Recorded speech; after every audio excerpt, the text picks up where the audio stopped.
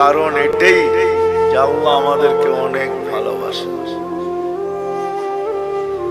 যেমন আল্লাহ আমাদেরকে ভালোবাসেন, আমাদের নবীজিও আমাদেরকে এরকম ভালোবাসেন, যার কারণে আমাদের জীবনটা ছোট। কেননা ভালোবাসার পাত্র বেশি পরিশ্রম করুক এটা কোনোদিন চায় না। যে ভালোবাসে সে চায় না ভালোবাসার পাত্র বেশি পরিশ্রম করুক, এটা চায় না। বিদায় আমাদের নবীজিও চায় না, আল্লাহও চায় না আমরা লম্বা জীবন পাই। আরেকটা কারণও আছে, কিন্তু হাদিস মনে উঠলো এই জন্য বলতেছি। আমরা যে বেশি পরিশ্রম না করি এটার একটা প্রমাণ দিতেছি বয়সের হাদিস দিয়ে। এই উম্মতের বয়সের অনেক দাম। 40-এ যখন পা দেয় তো এই উম্মতের 2-3টা রোগ আর হয় না। 15 থেকে নিয়ে 40 পর্যন্ত যদি এই উম্মত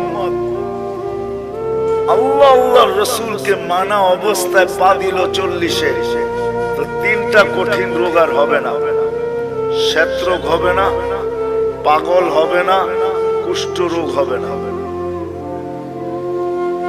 50-এ যখন পা দিবে তখন আর কঠিন হিসাব হবে না। 60-এ যখন পা দিবে তো ফেরেশতা তাকে ভালোবাসতে শুরু করবে। 70-এ যখন পা দিবে তো আল্লাহ এই ব্যক্তির আল্লাহর কাছে চলে যান, এটা আল্লাহ আকাঙ্ক্ষা করবে যে এখন তুমি আমার কাছে চলে আসো। 80-তে যখন পা দিবে, ভালোবাসা দেখাইতেছি কিন্তু ভালোবাসা, 80-তে যখন পা দিবে তা আল্লাহ বলবে গুনাহ লেখো না। কেননা 70-এর উপরে পার হয়ে গেছে, তো ভালোবাসা আটটু বেড়ে গেছে, ঠিক না? আরে হইল নাকি? গুনাহ লেখো না, গুনাহ লেখা হয় না। 90-তে যখন পা দেয়, 90 বছর বয়সে পা দিয়া ফেলছে, তা আল্লাহ বলে আগে পিছের গুনাহ আর রাখো না। এটা কি ভালোবাসার প্রমাণ যে আল্লাহ কত ভালোবাসে। আগে পিছের গুনাহ মাফ। আল্লাহ বলে পিঠে লেখা দাও, এটা আল্লাহর কয়েদি আল্লাহর জমিনে এখনো রাখা আছে। আল্লাহ আমাদেরকে ভালোবাসেন, এই জন্য আমাদের বয়স কম। রাসূলুল্লাহ সাল্লাল্লাহু আলাইহি ওয়াসাল্লাম আমাদেরকে কি বাসেন? আমাদেরকে ভালোবাসেন। কিন্তু আফসোস এই জায়গায় যে আপনি আর আমি কতটুকু ভালোবাসি। এই জন্যই আবারও বলতেছি, আমাদের জীবনটা অতি আমরা দুদিক থেকে ভালোবাসার পাত্র। দুদিক থেকে, দুদিক বুঝেন? আল্লাহর পক্ষ থেকেও আমরা ভালোবাসার পাত্র, আমাদের নবীজির পক্ষ থেকেও আমরা ভালোবাসার পাত্র। চলেন একটা হাদিস মনে উঠলো, শুনাই। যদিও কিয়ামতের দিন আমাদেরকে আল্লাহ দাঁড় করাবে না, কোথায়? কিয়ামতের মাঠে আল্লাহ আমাদেরকে দাঁড় করাবে না। আমরা কিয়ামতের মাঠে ইনশাআল্লাহ দাঁড়াবো না। বলেন ইনশাআল্লাহ আমরা কিয়ামতের মাঠে দাঁড়াবো না। আমাদেরকে জন্য আল্লাহ স্টেজ বানাবে আল্লাহর পাশে। ওই স্টেজে আমরা দাঁড়াবো, ওই স্টেজে দাঁড়াবো আমরা। আমি তো 1 ডজন অনেক দেখাইতে পারি, কিন্তু আমি জানি না ওলামারা আমার সাথ দিবে কি দিবে না। জালালউদ্দিন সুয়ুতী রহমতুল্লাহ আলাইহি লেখছেন, আমাদেরকে আল্লাহ স্টেজে দাঁড় করাবে। কেননা কোরআন বলে শুহাদা আলান নাস, আমরা কিয়ামতের দিন আল্লাহর পক্ষে সাক্ষী হিসাবে দাঁড়াবো। কার পক্ষে? আল্লাহর পক্ষে কিয়ামতের দিন আমরা সাক্ষী হিসাবে দাঁড়াবো। আমরা যখন সাক্ষী হিসাবে দাঁড়াবো তো আমাদেরকে আল্লাহ মাঠে দাঁড় করাবে না, আল্লাহর পাশে স্টেজে দাঁড় করাবে। কিন্তু সত্য তো এটা, হিসাব কিতাব তো হবে, ঠিক না? কি হবে না? হ্যাঁ, তা আমাদের নবীজি জিজ্ঞাসা করবে আল্লাহ হিসাব কিতাব কিভাবে নিবেন? আল্লাহ বলে সবাইটা যেরকম নিব এরকমই নিব। আমাদের নবীজি বলবে যদি সবার সামনে আমার উম্মতের হিসাব কিতাব নেন তাইলে তো আমি তো লজ্জিত হয়ে যাব, কেননা আমার উম্মত তো দুনিয়াতে গুনাহ করছে, আমি তো লজ্জায় পড়ে যাব। আল্লাহ জিজ্ঞাসা করবে তাইলে কিভাবে নিব? তো নবীজি বলবেন যে আমাকে নিতে দেন, আমি আলাদা ভাবে নেই। আল্লাহ প্রশ্ন করবে আপনাকে যদি নিতে দেই আপনিও তো আপনার উম্মতের গুনাহগুলা দেখবেন, তখনও তো আপনার চেহারাটা লজ্জায় ছোট হয়ে যাবে যে তোমরা আমার উম্মত হয়ে এই গুনাহ করলা, তো করলা কি করে, ঠিক না? সত্য তো? আল্লাহ জবাব দিবে বন্ধু ওয়াদা আপনার চেহারা আমি লজ্জিত করব না, বিদায় আপনার উম্মতের হিসাব কিতাব নিব আমি বটে, কারো সামনে না, আপনার সামনেও না, আমি পর্দার ভিতরে নিয়ে নিব, আপনাকেও জানতে দিব না, কাউকে জানতে দিব না। বিদায় আমি শেষ জায়গায় চলে আসছি। জীবনটা আমাদের অতি আমরা দুনো দিক দিয়ে ভালোবাসার পাত্র। আমি কি বুঝাইতে পারলাম? দুনো দিক দিয়ে আমরা ভালোবাসার পাত্র। বিদায় আমাদের এই ছোট জীবনটাকে সুরক্ষিত করতে হবে, এটাই আল্লাহর দাবি। তুমি তোমার ছোট জীবনটাকে সুরক্ষিত করো, হেফাজত করো, সুরক্ষিত করো। তোমাদের কাছে এটা দাবি, সুরক্ষিত করো তোমরা তোমাদের জীবনটাকে। কেননা সুরক্ষিত করা, হেফাজত করা আমাদের প্রত্যেক নর নারী, যুবক বৃদ্ধ সবার কাছে আল্লাহর দাবি হলো। বাচ্চার কথা ভিন্ন, পাগলের কথা ভিন্ন, বাকি সবার কাছে আল্লাহর দাবি হলো এই ছোট জীবনটাকে সুরক্ষিত করো, যেটাকে হেফাজত বলে। যে জীবনটাকে সুরক্ষিত করবে, যে জীবনটাকে সুরক্ষিত করবে, যে জীবনটাকে সুরক্ষিত করবে, যে জীবনটাকে সুরক্ষিত করবে, হেফাজত করবে যে জীবনটাকে, কসম খোদার, আল্লাহ যে আমাদেরকে ভালোবাসেন, আল্লাহর রাসূল যে আমাদেরকে ভালোবাসেন, যে সুরক্ষিত করবে সে যেন এই ভালোবাসার মূল্য দিল। মূল্য শুধু নিজের মূল্য অর্জন করলো না, সে যেন এই দুজনের ভালোবাসার মূল্য দিল যে আল্লাহ আপনি যে আমাকে ভালোবাসেন, এই জন্য আমি আমার জীবনটাকে সুরক্ষিত করলাম। রাসূলুল্লাহ সাল্লাল্লাহু আলাইহি ওয়াসাল্লাম যে আমাদেরকে ভালোবাসেন, দুজনেরই দাবি আমাদের কাছে যে এই জীবনটাকে সুরক্ষিত করো।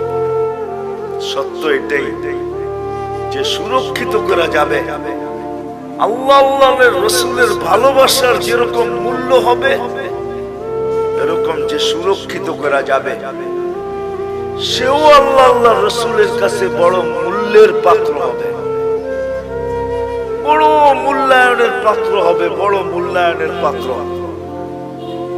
নাইলে আল্লাহর রাসূল এই কথা কোনোদিন বলতেন না। কেমন মূল্যায়নের পাত্র, হায় কেমন মূল্যায়নের পাত্র। একটা হাদিসের দিকে তাকাইলে বোঝা যায় আল্লাহর রাসূল বলছেন তোমরা কেমন মূল্যায়নের পাত্র হবে একটু শুনো। ইয়াস্তাকবিলুনি উম্মতি রব্বি, জান্নাতের গেটে আল্লাহ সর্বপ্রথম তোমাদেরকে স্বাগত জানাবে। জান্নাতীরা আল্লাহকে দেখবে বটে,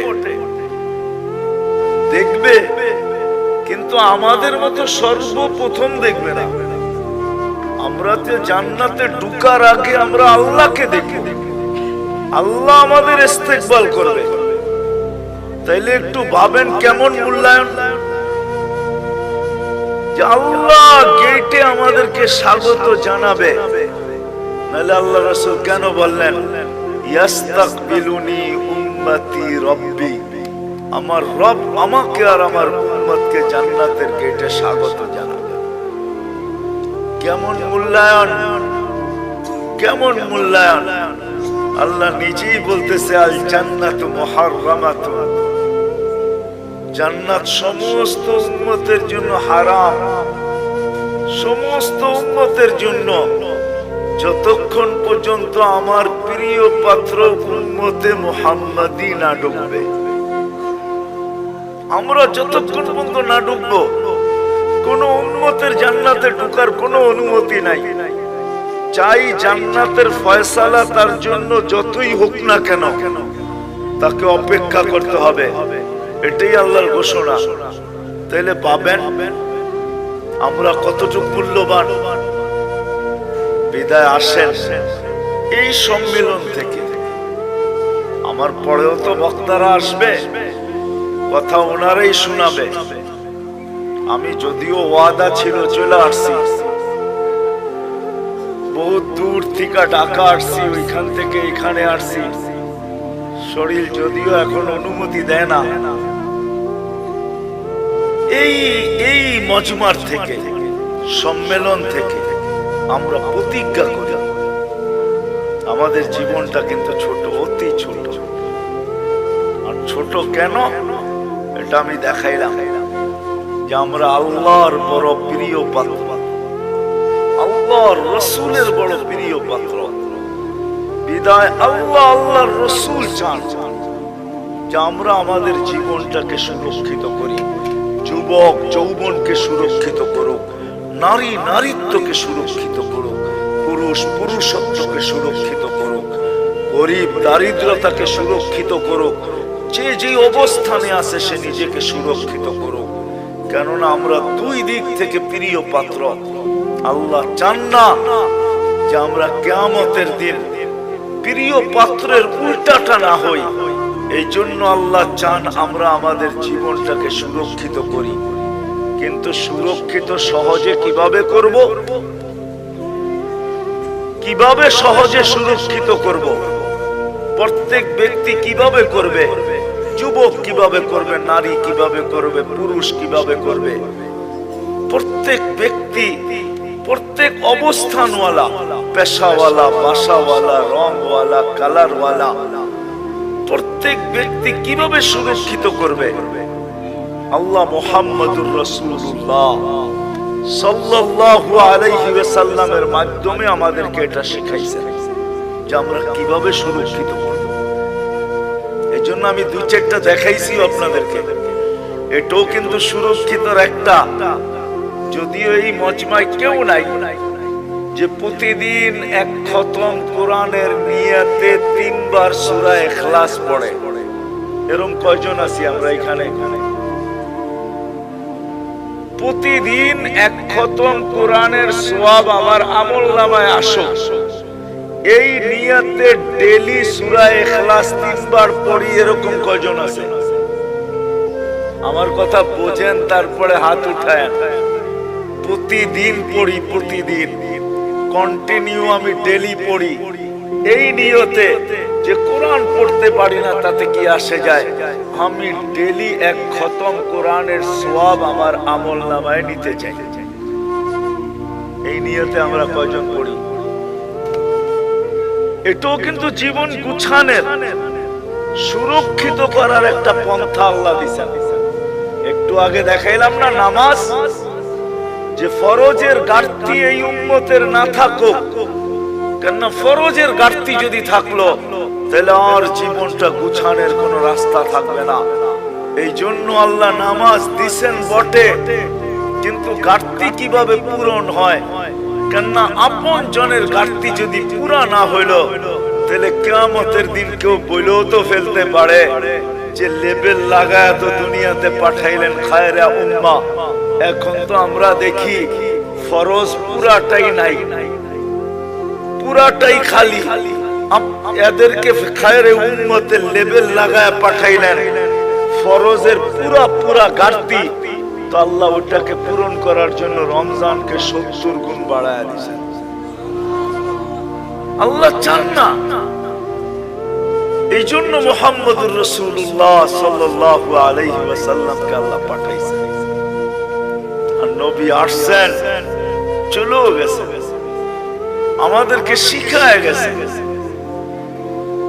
শিখায় গেছেন, আদর্শ দিয়া গেছেন। আল্লাহ নিজেও ঘোষণা দিতেছেন, আল্লাহ নিজেও ঘোষণা দিতেছেন, লাকাদ কানা লাকুম ফি রাসূলিল্লাহি উসওয়াতুন হাসানাহ। আল্লাহ নিজেও ঘোষণা দিতেছেন, ওয়া ইন তুতিউহু তাহতাদু। আল্লাহ নিজেও ঘোষণা দিতেছেন, মান আতা আর রাসূল ফাকাদ আতা আল্লাহ। আল্লাহ নিজেও ঘোষণা দিয়া বুঝাইতে চাইতেছেন, ইন কুনতুম তুহিব্বুনাল্লাহ, তুমি বলো আল্লাহকে ভালোবাসো। প্রমাণ কি?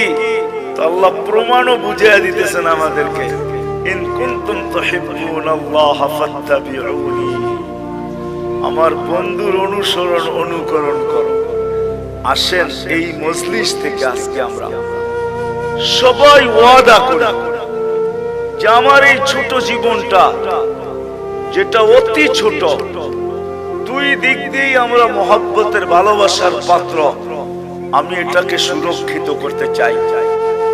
আল্লাহ আল্লাহর রাসূলের, রাসূলুল্লাহ সাল্লাল্লাহু আলাইহি ওয়াসাল্লামের অনুগত্যের মাধ্যমে, আদর্শের মাধ্যমে, রাসূলুল্লাহ সাল্লাল্লাহু আলাইহি ওয়াসাল্লামের সুন্নতকে মানার মাধ্যমে। নাইলে বড় ব্যথা পাবেন, কিন্তু বড় ব্যথা। কোরআনের এক আয়াত আমাকে বুঝায় যে আল্লাহর রাসূল কত বড় ব্যথা পাবেন, যেই ব্যথার পরে আল্লাহর রাসূল চিৎকার দিয়া বলবেন, কওমি ইত্তাখাযু হাদাল কুরআনা মাহজুরা। বড় ব্যথা পায় আমাদের বিরুদ্ধে মোকদ্দমা দায়ের করে দিবেন। বড় ব্যথা পায়, কিন্তু বড় ব্যথা, বড় ব্যথা পাবেন। হাদিসও আছে, হাউজের কাউসারের কাছে যাবেন, পানি পান করার জন্য যাবে, কিন্তু দিলে এতটুকু ব্যথা পাবে, দেখা চেহারা দেখে এতটুকু ব্যথা পাবে যে চিৎকার দিয়া বলবে, সুকান সুকান লিমান গায়্যারা বাদি। অথচ যে রাসূল উম্মতকে এত ভালোবাসতেন, আরবির সাথে সম্পর্ক নাই তো, এই জন্য জানি না যে আল্লাহর রাসূল আমাদেরকে কতটুকু ভালোবাসতেন, কতটুকু ভালোবাসতেন। নাইলে আল্লাহ হারিসুম বিল মুমিনিনা রাউফুর রহিম বলতেন না। রাউফ এটা আল্লাহর সিফাত, রহিম এটা আল্লাহর সিফাত। আল্লাহ দুটোটা বন্ধুকে দিয়া দিয়েছেন, কতটুকু উম্মতকে ভালোবাসতেন। এই জন্য আসেন আজকে ওয়াদা করি যে আমরা আমাদের এই ছোট জীবনটাকে আল্লাহর রাসূলের মানার মাধ্যমে, এর আদর্শকে মানার মাধ্যমে সুরক্ষিত করব। কি রাজি? ওয়াদা পাক্কা? কিন্তু কিন্তু এটা শিখতে হবে, তাইলে আল্লাহর রাসূলের আদর্শ শিখতে হবে। কিন্তু আপনি যদি বলেন, এইখানেও একটা প্রশ্ন আছে, আপনি যদি বলেন যে আমি সবগুলা পুরা করতে পারবো, তো পারবো কি করে? এই জন্য ভালোবাসার বিকাশ কিন্তু এটা আল্লাহর রাসূল কমায় দিয়েছেন, আল্লাহ কমায় দিয়েছেন বন্ধুর মাধ্যমে। আল্লাহর রাসূল বলেছেন, লাউ উমিলা উশরা মা উনজিলা বিলা নাজা। তোমরা যদি 100 ভাগের 10 ভাগও কইরা দেখাইতে পারো, তো আল্লাহ তোমাদেরকে 1-এ 10, 10-এ 100, 100 নাম্বার দিয়ে তোমাদেরকে পাস করায় দিবে।